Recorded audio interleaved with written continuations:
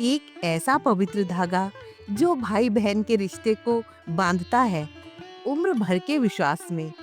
एक ऐसा त्योहार जिसमें प्यार भी है, तकरार भी, और सबसे बढ़कर है सुरक्षा और सम्मान का वादा। रक्षाबंधन सिर्फ एक रिवाज नहीं, ये वो एहसास है जो हमें याद दिलाता है, तुम मेरी ताकत हो और मैं तुम्हारी ढाल। तो आइए इस रक्षाबंधन पर जाने इस पर्व की गहराई, पौराणिक महत्व और वो बातें जो इसे बनाती हैं सबसे खास। रक्षाबंधन सिर्फ एक धागा नहीं, ये भावनाओं की डोर है। हर साल श्रावण मास की पूर्णिमा को मनाया जाने वाला ये पर्व भाई बहन के रिश्ते की सबसे खूबसूरत मिसाल है। इस दिन बहनें अपने भाई की कलाई पर राखी बांधती हैं और उसकी लंबी उम्र, खुशहाली और सुरक्षा की कामना करती हैं। बदले में भाई देता है वचन जीवन भर रक्षा का।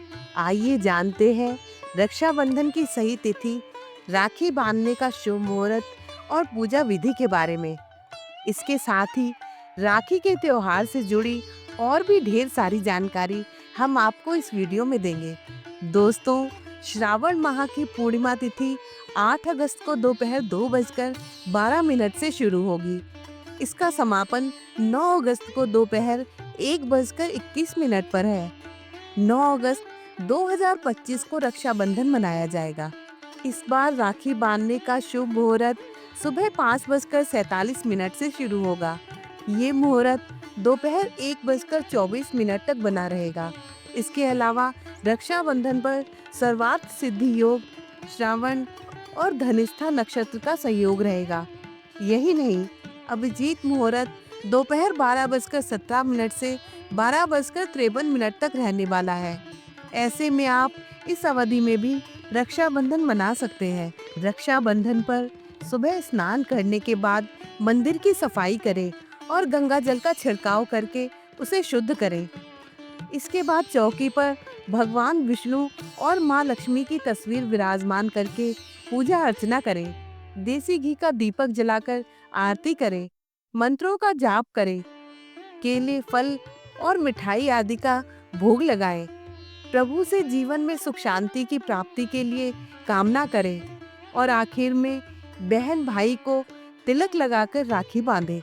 राखी की थाली में अक्षत, दूर्वा, रोली, चंदन और रंग बिरंगे फूल रखें।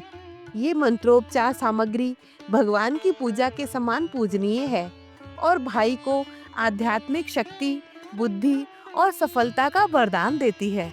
राखी बांधने के बाद बहन अपने भाई के नाम से गौ सेवा, अन्नदान या ब्राह्मणों की पूजा करे। ये सेवा अत्यंत पुण्यकारी होती है और 7 पीढ़ियों तक शुभ फल प्रदान करती है, जिससे परिवार में सुख शांति और समृद्धि बनी रहती है। रक्षाबंधन का जिक्र हमें कई पौराणिक कथाओं में मिलता है। द्रौपदी और श्री कृष्ण की कथा तो आप सबने सुनी होगी। जब श्री कृष्ण के हाथ से खून निकला, द्रौपदी ने अपनी साड़ी का पल्लू फाड़कर उनकी उंगली में बांध दिया।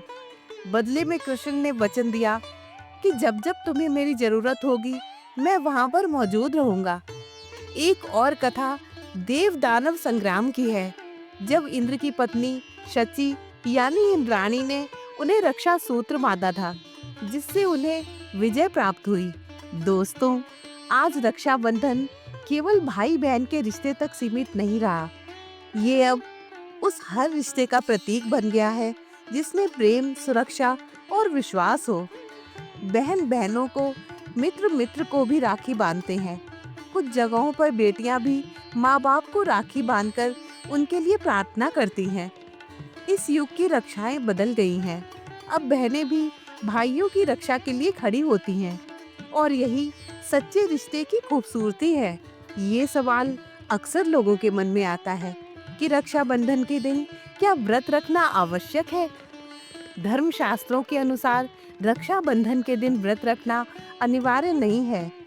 ये दिन विशेष रूप से पारिवारिक प्रेम, मिठाइयों और उत्सव का है। परंतु यदि किसी परिवार की परंपरा हो या किसी की आस्था हो, तो व्यक्ति इस दिन व्रत रख सकता है। कुछ भाई बहन भावनात्मक रूप से भी ये तय करते हैं कि वे राखी बंधवाने तक व्रत रखेंगे और उसके बाद भोजन करेंगे। ये परंपरा व्यक्तिगत श्रद्धा और स्नेह पर आधारित है, न कि किसी धार्मिक नियम पर। खासकर छोटे बच्चों या बुजुर्गों को व्रत के लिए बाध्य नहीं किया जा सकता। यदि आप रक्षाबंधन के दिन व्रत रखना चाहते हैं, तो ये पूरी तरह आपकी इच्छा और शारीरिक स्थिति पर निर्भर करता है। उपवास करते समय फलाहार या हल्का भोजन लिया जा सकता है। ध्यान रखें कि किसी भी तरह का व्रत आपके स्वास्थ्य पर विपरीत प्रभाव न डाले। जिनके परिवार में रक्षाबंधन पर व्रत रखने की परंपरा है, वे उसे पूरी श्रद्धा से निभा सकते हैं। रक्षाबंधन हमें याद दिलाता है कि रिश्ते खून से नहीं, भावनाओं से जुड़ते हैं।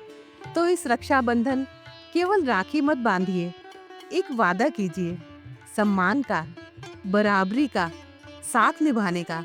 क्योंकि आज का रक्षा सूत्र केवल भाई की कलाई पर नहीं, दिलों में बनता है। राखी बांधिए, रिश्ता निभाइए सच्चे मन से।